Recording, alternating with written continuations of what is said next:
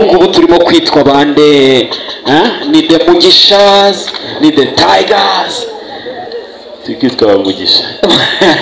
Urimo kwitwa bamugisha. Pamela, mwaka mushya muhere. Mwaka mushya twese. Umeze neza? Ego. Urugo rugufashe neza? Ego. Akose mana, akajwi karacyavuga gahoro. Uri kubana na Tiger kweli? I do the speaking, eh? I like it. I like it. You do the speaking as a man. Tiger, urugo rushasha bimeze biti mu minsi mike. Niki kirimo kugutonda kuruta ubuzima wari usanzwe ubamo? They are looking amazing. Yeah.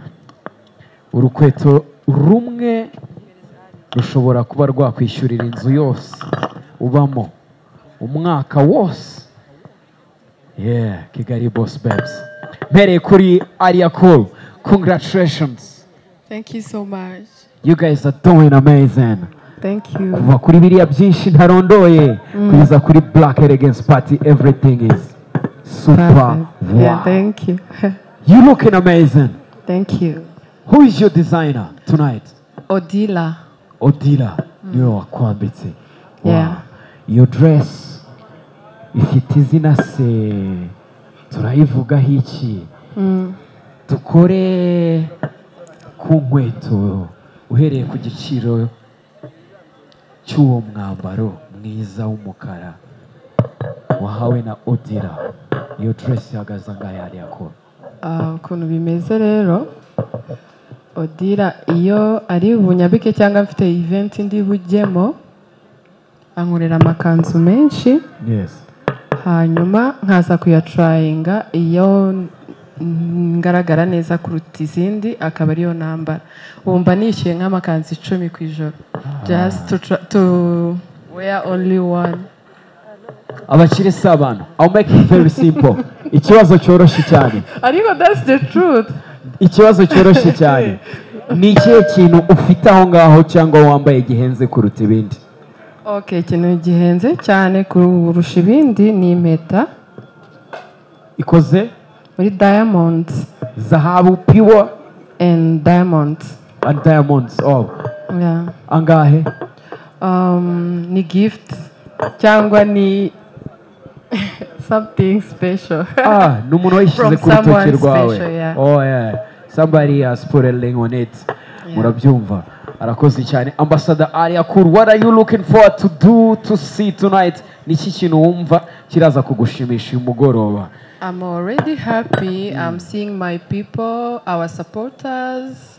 I'm very grateful already. Yeah. So thank you so much. Appreciate. When turaza kubivugana nyuma ya reality TV show. Queen Deuce, Happy New Year. Thank you. You're looking amazing. Thank you. So stunning. Oh my God. One more time, please. Round.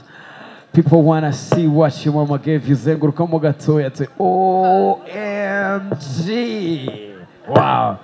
Queen Deuce, Black Elegance Party, urasa neza ninde wakwambitse? Bon, nambitswe na The Queen's style. The Queen's? Akaba ari collection yanjye. Ni collection yawe. Abantu basobanukirwa impamvu navugaga ko ari we wambitse bad drama nkuko yabitubwiye. They are looking amazing. Yeah. Urukweto rumwe rushobora kuba rwakwishyurira inzu yose ubamo umwaka wose. Yeah, Kigali Boss Babes. Mpereye kuri Aria Cool. Congratulations. Thank you so much. You guys are doing amazing. Thank you. Kuva kuri biriya byinshi ntarondoye kugeza kuri Black Elegance Party, everything is super. Wow. Yeah, thank you. You looking amazing. Thank you. Who is your designer tonight? Odila. Odila. Niwe wakwambitse. Yeah. Your dress ifite izina se turayivugaho iki? Tukore ku nkweto uhereye ku giciro cy'uwo mwambaro mwiza w'umukara wahawe na Odila. Iyo dress ihagaze angahe yari yakora? Ukuntu bimeze rero, Odila iyo ari bunyabike cyangwa mfite event ndi bujyemo ankorera amakanzu menshi. Yes. hanyuma nkaza kuyatrayinga iyo ngaragara neza kuruta izindi akaba ariyo nambara. Wumva nishyuye nk'amakanzu 10 ku ijoro just to wear only one. Abakire sabana, I'll make it very simple. Ikibazo cyoroshye cyane. Ariko that's the truth. Ikibazo cyoroshye cyane. Ni ikihe kintu ufite aho ngaho cyangwa wambaye gihenze kuruta ibindi? Okay, ikintu gihenze cyane kurusha ibindi ni impeta ikoze muri diamonds, zahabu pure and diamonds. And diamonds, oh. Yeah. Angahe? Ni gift cyangwa ni something special. Numuntu wayishyize ku rutoki rwawe. Oh yeah. Somebody has put a ring on it. Murabyumva. Arakoze cyane. Ambassador Aria Cool, what are you looking forward to do to see tonight? Niki kintu wumva kiraza kugushimisha umugoroba? I'm already happy. I'm seeing my people, our supporters. I'm very grateful already. Yeah. So thank you so much. Appreciate. When turaza kubivugana nyuma ya reality TV show. Queen Deuce, Happy New Year. Thank you. You're looking amazing. Thank you. So stunning. Oh my God. One more time, please. Round. People want to see what your mama gave you. Zenguruka mo gatoya te. OMG. Wow. Queen Deuce, Black Elegance Party, urasa neza ninde wakwambitse? Nambitswe na The Queen's style. The Queen's? Akaba ari collection yanjye. Ni collection yawe. Abantu basobanukirwa impamvu navugaga ko ari we wambitse bad drama nkuko yabitubwiye. Kigali Boss Babes. Hariya champagne. Bayifungura du celebrating iri joro. Hagiye kuba ibintu bikomeye cyane. Muraza kuryoherwa, muraza kubona iby'amaso yanyu atarabona. Ba nyir'ubwite bahageze. Kigali Boss Babes. Oh my God. Yeah, they're looking amazing. Cyakora Imana irarema pe. Kuwa mbere mu gitondo nta kintu na kimwe Imana irakora itarakaraba no mu maso. Iravuga ngo reka niremere Kigali Boss Babes. Abana batoya cyane ku myaka 17 19 12 Aria Cool. Thank you so much. Durukana ku isabukuru yawe y'amavuko y'imyaka 11 umwaka ushize ubujuje 12. Yes. Hagakurikiraho uwo bita Queen Deuce. Uwo niwe wambitse bad drama uyu mugoroba. Muramubona. Hakaza Christella. Pose for the picture, baby. Oh my gosh, you guys are looking amazing. Hagakurikiraho uwo bita Sylvie. Basaba akantu kamwe konyine.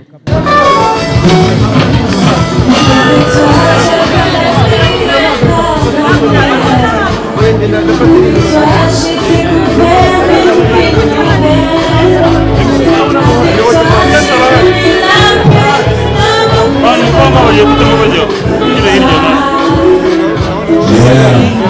and gentlemen, welcome on the red carpets, manager RXC, alongside one of the best African musicians, of course from 250, Tiger B, the band, Hamelu Mutambo Kaniwe Pamela, alongside one of the best Tanzanian vocalists, all meeting pose.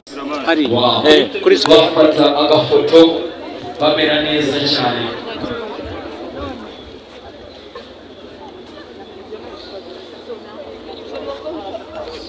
Yes, posing and taking pictures.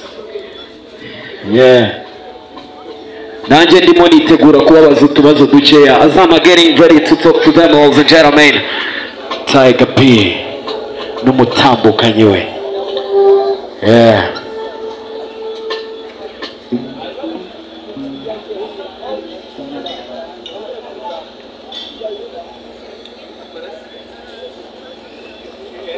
Yeah. Tiger B, Happy New Year, my brother. Happy New Year, brother. How you feeling tonight? Feeling good, feeling good. Oh my God, you're looking amazing with your wife. Thank you. Oh yeah. Ubu ngubu turimo kwitwa bande? Ni the Mugishas, ni the Tigers. Tukitwa Mugisha. Murimo kwitwa ba Mugisha. Pamela. Umwaka mushya muhire. Umeze neza?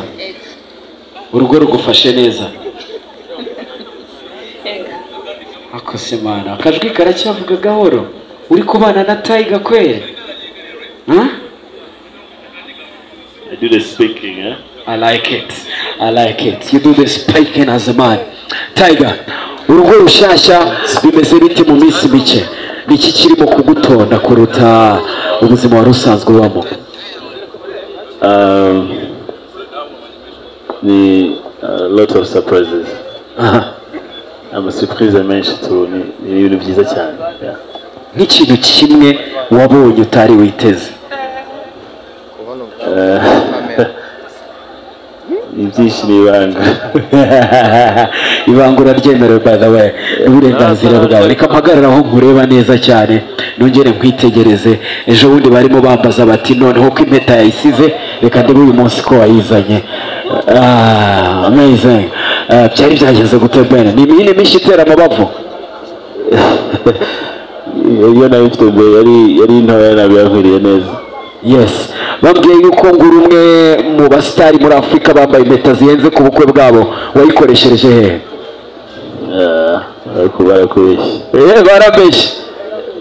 Wenda icyitwa igihenze kuri wowe wasanga kuri njyewe atari icyo ndimo kuvuga ariko bambwiye ko yari ihenze cyane nanjye nyirebye ndavuga ni he is a tiger and of course we loving your new song ni forever.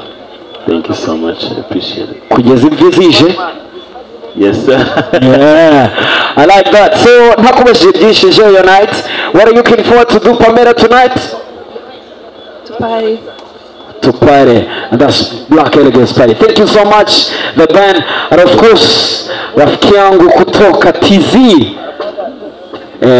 He has the microphone. Omi, karibu sana Rwanda. Yeah, switch it on. Turn on the microphone, please. Yes, sir. Karibu sana Rwanda. Thank you. How you feeling tonight? Feeling great, feeling right. I just want to enjoy. You just want to enjoy. Kwa nini umekuja pekee bila mpenzi wako? Ungemuiga the band. You can't bring sandwich on buffet. Never hope you guys had it. Never do that mistake. Nta kujyana ibyo kurya muri restaurant muri make nicyo ngicyo ashatse kuvuga. Appreciate that man. What are you loving most in Kigali? Sorry? What are you loving most in Kigali? The weather, very chill. That's why I said I want to spend my holiday here. Inshallah till next year. Yeah, that's amazing. Looking forward to actually do a lot tonight. What do you want to do tonight? What are you looking more forward? What are you looking forward to do?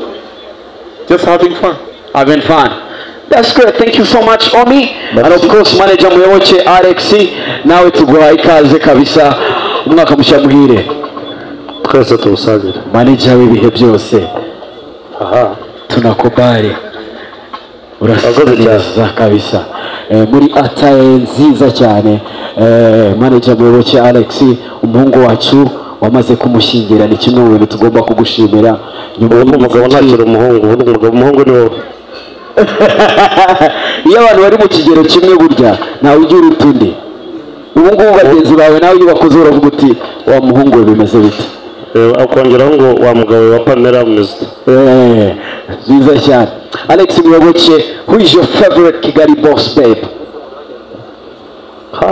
Shakonderanye na bose n'inshuti zanjye ariko hariya ko she's my sister, so hariya ko tumaze imyaka igera kuri 10 turi inshuti, so yeah.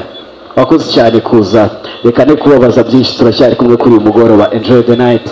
Also Jeremiah mubamera amashyi menshi cyane. Tiger B n'umufasha we ndetse na Omi D Pose manager muyoboke Alex batambuka protocol ijya kubereka They are looking so stunning. They are looking amazing. That's how we do.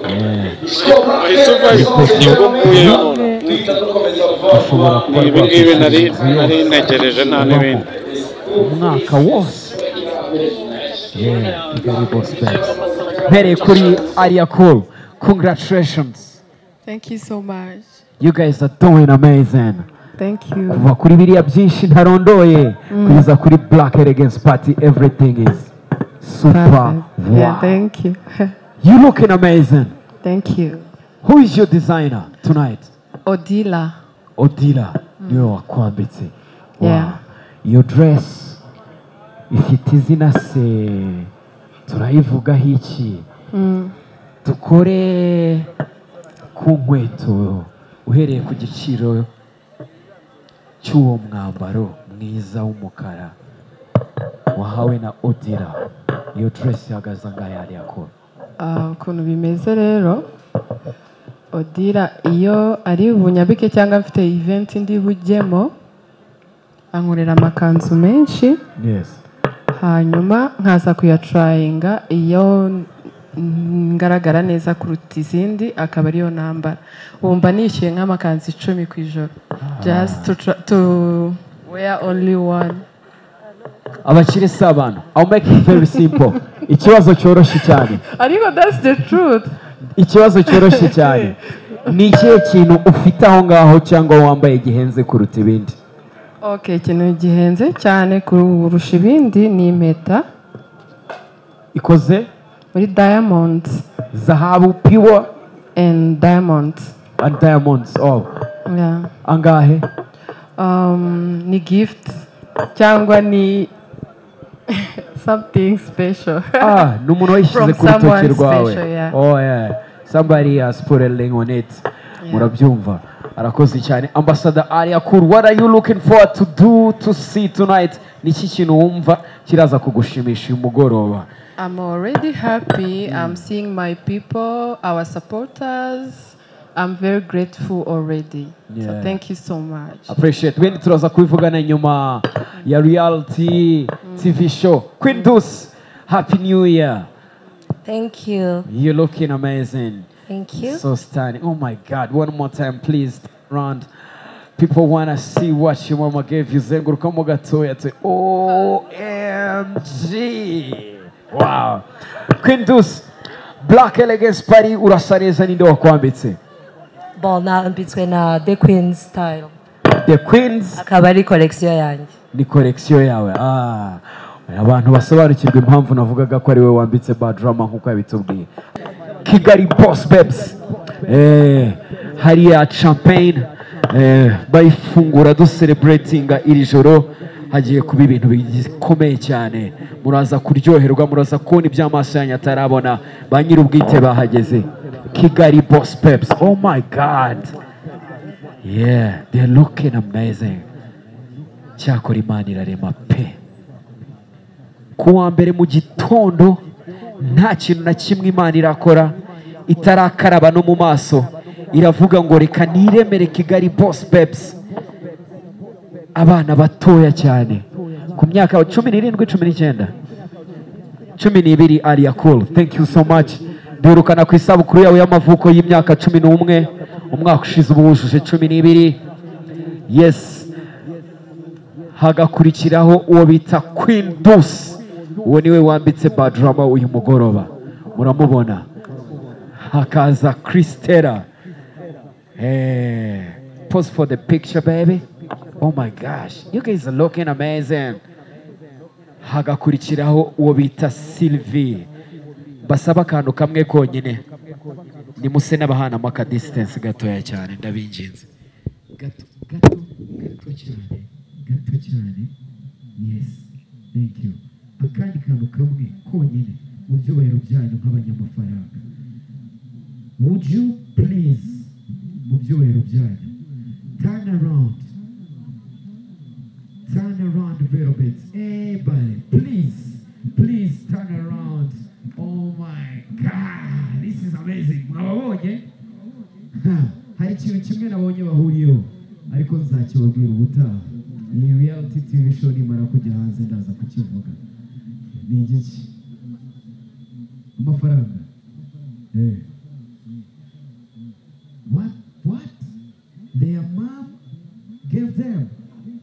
So it means our mothers gave us nothing? Kigali Boss Babes, you looking amazing. Reka mbasabe babanyakire.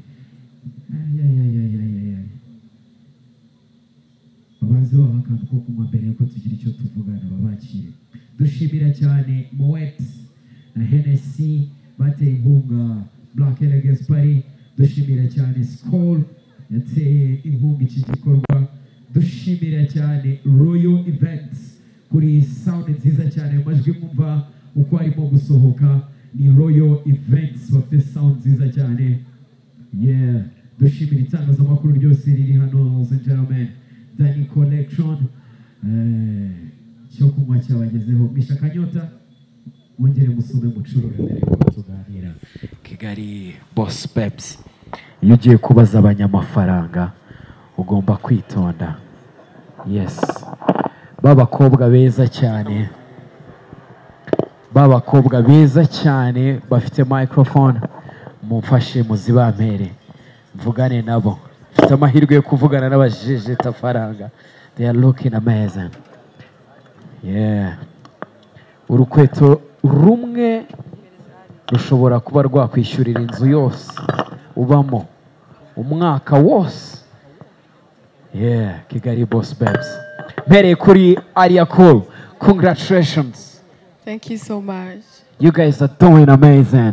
Thank you. Kuva kuri biriya byinshi ntarondoye kugeza kuri Black Elegance Party everything is super. Wow. Yeah, thank you. You looking amazing. Thank you. Who is your designer tonight? Odila. Niwe wakwambitse. Yeah. Your dress ifite izina se turayivugaho iki? Tukore ku nkweto uhereye ku giciro cy'uwo mwambaro mwiza w'umukara wahawe na Odila. Iyo dress ihagaze angahe yari yakora? Ukuntu bimeze rero Odila iyo ari ubunyabike cyangwa mfite event ndi bujyemo ankorera amakanzu menshi hanyuma nkaza kuyatrayinga iyo ngaragara neza kuruta izindi akaba ariyo nambara wumva nishyuye nk'amakanzu 10 ku ijoro just to wear only one. Abakire si abantu. I'll make it very simple. Ikibazo cyoroshye cyane. Ariko that's the truth. Ikibazo cyoroshye cyane. Ni ikihe kintu ufite aho ngaho cyangwa wambaye gihenze kuruta ibindi? Okay, ikintu gihenze cyane kurusha ibindi ni impeta. Ikoze? Muri diamonds. Zahabu pure and diamonds. And diamonds. Oh. Yeah. Angahe? Ni gift cyangwa ni something special. Numuntu wayishyize ku rutoki rwawe. Oh yeah. Somebody has put a link on it. Murabyumva. Arakoze cyane. Ambassador Aria Cool, what are you looking forward to see tonight? Niki kintu wumva kiraza kugushimisha umugoroba? I'm already happy. I'm seeing my people, our supporters. I'm very grateful already. So thank you so much. Appreciate. When turaza kubivugana nyuma ya reality TV show. Queen Deuce, Happy New Year. Thank you. You're looking amazing. Thank you. So stunning. Oh my God. One more time, please. Round. People want to see what your mama gave you. Zenguruka mo gatoya to OMG. Wow. Queen Deuce, Black Elegance Party urasa neza ninde wakwambitse? Bon, nambitswe na The Queen's style. The Queen's? Akaba ari collection yanjye. Ni collection yawe. Abantu basobanukirwa impamvu navugaga ko ari we wambitse bad drama nkuko yabitubwiye. Afite collection nimwe muri business akora. Queen Deuce, Kigali Boss Babes. Party nkingi kuri mwebwe ivuze iki? Bon, ndaza kubivugaho nyuma ariko ni ikintu gikomeye cyane muri kariyeri dutangiye nkatwe bashyashya. Bon, nka event yacu edition ya mbere kubona imeze gutya, bon, ndi speechless. Oh my God. Natwe twishimye cyane. Ni iki kintu wambaye gihenze kuruta ibindi kuri uyu mugoroba? Bon, nanjye ni impeta. Iyo ikoze? Nanjye harimo diamonds. Diamonds. Ihagaze? Bon, ni menshi n'ibanga. N'ibanga. Cyangwa nawe ni gift? Oya, narayiguriye. Very nice. Queen Deuce, ni ikihe kintu cyakuryoheye kuruta ibindi muri iri joro nubwo rigitangira? Ni iki wifuza kuza gukora? ikintu cyane ryoheye cyane kuruta ibindi nkinjira ahangaha ni uburyo twacuruzinze ino kara ya black. It looks classy, chic and luxury. Nkuko muri abanyamafaranga ibintu bya Alex bigomba kujyana. Urakoze cyane twitsa vava kuri Kristera. Bimeze bite Chris? Happy New Year. Bimeze neza. You're looking so gorgeous. Thank you. Wow. Wow. Thank you so much. Yuza kuba ndumanzi mu baririmba inkundo mba nkoze mu nganzo nanjye. Nkibwira abatanazi. Urasa neza cyane bikomeye. Ninde wakwambitse? Nambitswe na Tanga Design. Tanga? Yego. Tanga Design nibo bakwambitse kuri uyu mugoroba. Niki kintu wambaye gihenze kuruta ibindi? Cyangwa icyo ufite? Ibintu byose nambaye hano birahenze ariko igihenze cyane ni isaha. Isaha ubuhe bwoko? Rolex. Specification igiciro nibanga. Murakoze cyane. Usaba akantu kamwe koroheje. Umusore wari umagaze hano inyuma yansabye ngo wongere uhindukire rimwe niba ntacyo bigutwaye. Oh my God. That's why we call black elegance, ladies and gentlemen. Kigali Boss Babes. Straight tugushimire ibindi turaza kubivugana twihuta cyane to my favorites. That's one of my Kigali Boss Babes favorites, Sylvie. Hello. Hi. How are you? Oh my God. You looking amazing. Thank you. I love everything about you. Thank you. Urasa neza kwa. Yitwa Sylvie, ni umwe mu Kigali Boss Babes dufite hano kuri uyu mugoroba. Ongera usome ku kantu ko kunywa one more time. Classy, expensive things. That's Kigali Boss Babes. And that's how we do. Sylvie, ni iki kintu cyagutunguye muri iyi pati kuruta ibindi? Nishimye kubona mwaje kudushyigikira.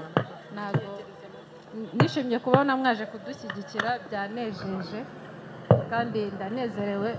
Ibirori byinshi bya Kigali Boss Babes nakundaga kuba ntari naha.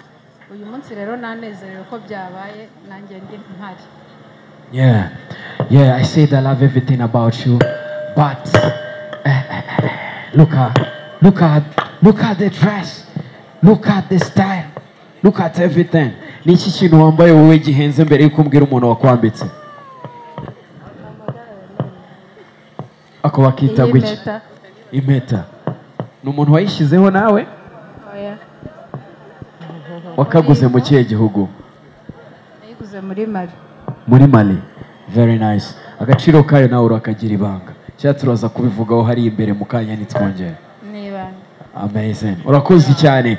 Reka Kigali Boss Babes mbarekene kubatinza turaza kuganira ari imbere bafite byinshi byo kubereka kuri mugoroba. The show is happening. Thank you so much one more time. Kigali Boss Babes protocol ifasha ibatambutse bajyana mu byiciro byabo kugira ngo dutangire. This is just the beginning. Dufite na after party hano. Dufite na after party hano hejuru muri Chillax. Nituva hano turaza kuzamuka muri Chillax Lounge. So everyone muraza kurya show. This is what we call black elegance, ladies and gentlemen. Kigali Boss Babes. Batambuka bajya